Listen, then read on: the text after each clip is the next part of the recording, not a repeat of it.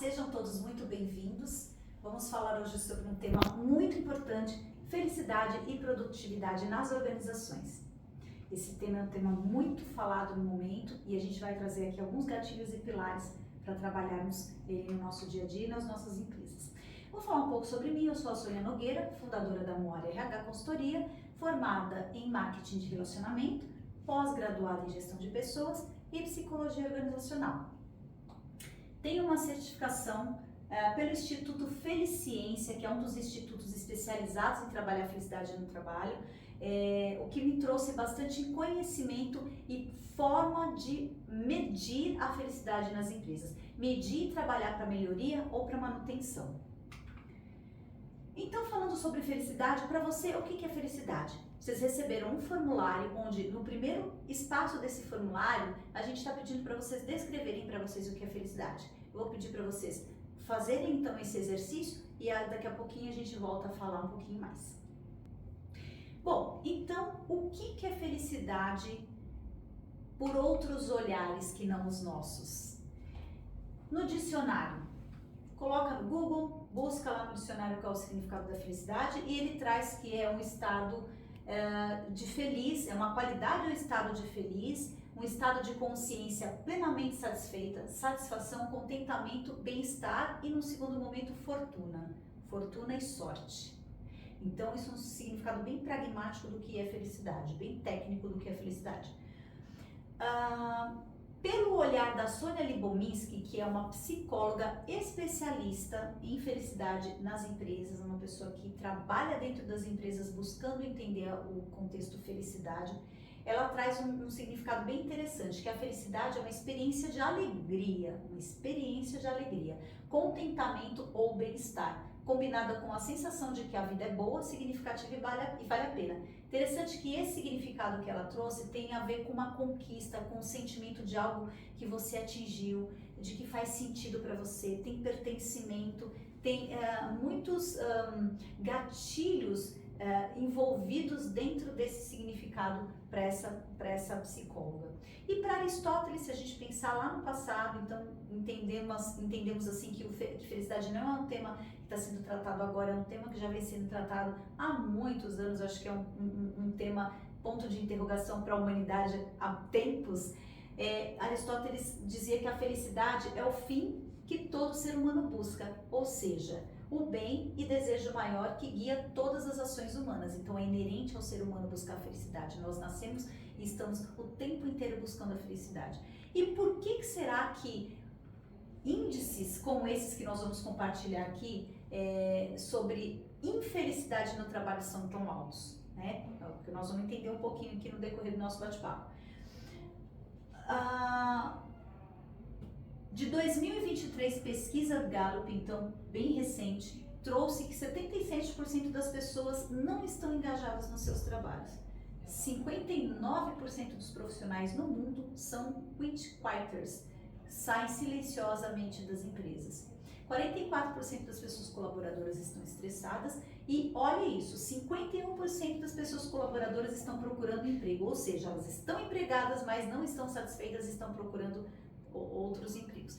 Então, por que o índice de infelicidade é tão grande? Será que as pessoas, aqui nós trouxemos alguns conceitos, sabem efetivamente o que é e como atingir esse estado de felicidade? Então, para atingir esse estado de felicidade de uma forma mais consciente, nós trouxemos aqui 3 pilares que podem ajudar a dar um caminho, um norte para que a felicidade seja alcançada em mais momentos do nosso dia e da nossa vida. Esses 3 pilares envolvem a inteligência emocional, a presença e a comunicação. Falando um pouquinho mais sobre cada um deles. A inteligência emocional, como referência, o livro Inteligência Emocional do Daniel Goleman, traz 5 componentes dos quais a gente trabalhando o autoconhecimento, trabalhando o nosso interno sobre isso, a gente consegue impactar externamente. Quais são esses 5 componentes? Autoconsciência, que é o conhecimento de si mesmo, o autogerenciamento, que é o controle das minhas emoções, das minhas ações, a automotivação é eu me motivar independente do meu ambiente. O ambiente, sim, ele faz parte, mas como é que eu consigo também ser uma provedora da minha própria motivação? A empatia, que é entender o outro. Então, se eu trabalho esses 3 pilares anteriores, consequentemente eu vou conseguir trabalhar a empatia, eu vou conseguir trabalhar quem está à minha volta, quem convive comigo socialmente no meu dia a dia. E aí isso impacta na habilidade social. Eu me desenvolvo cada vez mais dentro das minhas habilidades sociais, dentro da minha interação com as pessoas, na empresa e nos meus ambientes sociais. O segundo pilar, a presença, representada pelo livro Milagre da Manhã, do Hal Elrod, que é o personagem, na verdade ele é o escritor do livro e quem viveu a experiência de quase morte. Essa experiência de quase morte trouxe para ele um novo rumo para a vida dele. E esse novo rumo para a vida dele é compartilhado no livro através de 6 atitudes, das quais ele distribui em 1 hora do dia dele. Tá? 5 minutos de silêncio, que pode ser uma meditação. 5 minutos de afirmações positivas, então afirmações de coisas que você deseja que aconteça. 5 minutos de visualização, então depois que eu afirmo, eu visualizo aquilo acontecendo na minha vida, no meu dia a dia. As práticas de exercícios físicos, que podem ser caminhadas, podem ser exercícios numa academia, pode ser yoga, pode ser um alongamento. 20 minutos de leitura. A leitura a gente sabe que é um potencializador de conhecimento, de abertura de mente. E a escrita, 5 minutos de escrita sobre coisas que você está sentindo, sobre inspirações. Isso totaliza 1 hora. Se a gente não consegue fazer 1 hora, que a gente escolha um desses e faça aquele que mais se identifica com a gente. É um baita de um exercício para você ter presença. Você para fazer aquilo, você está focado para fazer aquilo e o seu cérebro vai trabalhando cada vez mais essa presença. O terceiro pilar fala sobre comunicação e aí o tema foi pautado no livro CNV do Marshall Rosenberg. A comunicação não violenta passa pelo crivo de 4 pilares, que é eu observar o sentimento que eu tenho quando uma comunicação acontece. O que esse sentimento, eu estou sentindo algo, mas o que eu estou sentindo é meu, é do outro, então eu percebo o que esse sentimento traz para mim.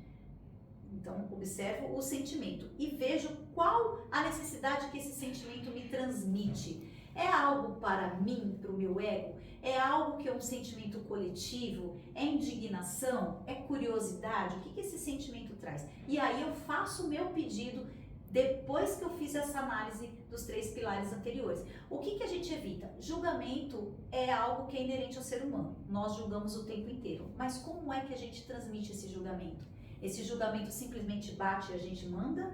Ou a gente analisa esse sentimento, esse julgamento e transforma ele em algo produtivo através de uma comunicação mais assertiva? Então, por que a gente fala de felicidade pautada nesses pilares? Porque a felicidade, ela está intrínseca, totalmente conectada com a emoção. É aquilo que a gente sente e que muitas vezes a gente não domina. As nossas emoções, elas são de gatilhos positivos e gatilhos negativos. Então, vocês vão pegar o formulário do qual vocês escreveram no primeiro momento sobre o que é felicidade para vocês e vocês vão descrever no segundo quadrante o que ou quem te emociona, seja de emoção de gatilho positivo ou de negativo. Lembre, descreva e depois você vai trabalhar esse material. Bom, então, depois que vocês descreveram esse sentimento emocional, esse gatilho de passado, presente ou futuro, nós vamos compartilhar um vídeo onde ele fala muito sobre emoções. Vamos comentar um pouquinho sobre ele depois. Bom, como vocês puderam ver, o vídeo traz um momento de emoção onde a Marina Abramovic, que é uma artista plástica, teve um contato com alguém do passado, um relacionamento do passado, ela não esperava. Nesse espaço, ela tinha um contato visual com as pessoas que ela não conhecia e através desse contato visual se estabelecia uma emoção. Então, nós vimos ali pessoas que estavam muito fechadas, pessoas mais sorridentes, gatilhos de emoção eram compartilhados ali. E quando ela abre os olhos e ela vê essa pessoa com quem ela conviveu, ela vem as lágrimas. Por mais que isso seja algo do passado, existe uma caixinha com registro das emoções, que a gente não sabe se são de valência positiva ou negativa, provavelmente das duas, vem à tona e aí ela se emociona. Isso se torna algo físico naquele momento. Então você imagina se a gente realmente não tem o controle das emoções, o quanto isso pode trazer algum tipo de, naturalmente trará algum tipo de reação, e ela é boa ou ruim. Então por isso que é importante a gente trabalhar as nossas emoções através dos pilares inteligência emocional, presença e comunicação. Se nós trabalharmos isso, nós conseguiremos ser mais felizes e produtivos. Por quê? Porque aquela emoção que a gente sente não é algo que vai nos atingir de forma descontrolada. Então, muitas experiências ruins, violentas que acontecem com pessoas, na maior parte das vezes é porque elas não têm esse conhecimento de si, elas não têm conhecimento de ferramentas para ter um controle dessa emoção de valência negativa. E aí isso traz com certeza infelicidade para quem sente isso e para quem convive com essas pessoas. Então, deduz-se, é simples então agora, né, fazer uma correlação de como é possível ser feliz nos ambientes de trabalho. Todas esses pilares sendo aplicados no nosso dia a dia faz com que a gente tenha people skills, competências comportamentais mais saudáveis, mais duradouras, mais embasadas em momentos de domínio. Essa é a palavra.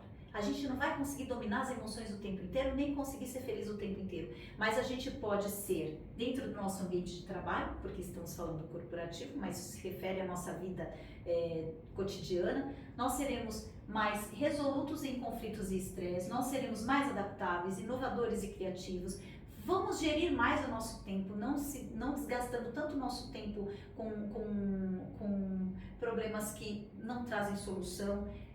E o desempenho organizacional com isso tudo melhora. E por fim, a gente sabe que as empresas buscam crescimento sustentável e responsabilidade social. Está totalmente ligado a essas competências que nós falamos quando nós pensamos em pessoas produtivas, em ambientes saudáveis, em empresas onde a felicidade, onde elas atraem bons talentos, atraem bons profissionais, justamente por conta desse autoconhecimento, desse estudo constante que nunca para, né? Então, as empresas buscam isso e é tangível desde que a gente se proponha a estudar, que a gente se proponha a fazer isso de uma maneira constante, impactar nas empresas, mas também impactar na sociedade que a gente vive dentro dos nossos próprios ambientes familiares. Então, aquele que transfere o que sabe, encontra felicidade ao ver que o conhecimento foi entendido e aplicado. Muito obrigada por essa oportunidade e que nós possamos fazer as nossas vidas serem mais felizes.